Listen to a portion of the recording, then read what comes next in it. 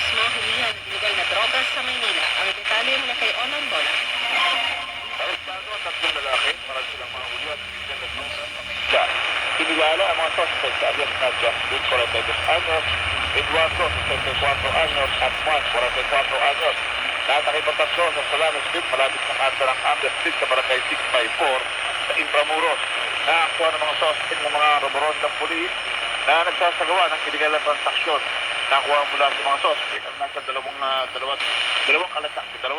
kalahati na po ng Operation Shabu na nagkakalaga ng 17,000 piso. Reklamong paglabas sa Comprehensive Dangerous Drugs Act ang sasampa laban sa mga suspect. Ako si Olan Bola ng GMA, Super Radio Sigaw, dapat po.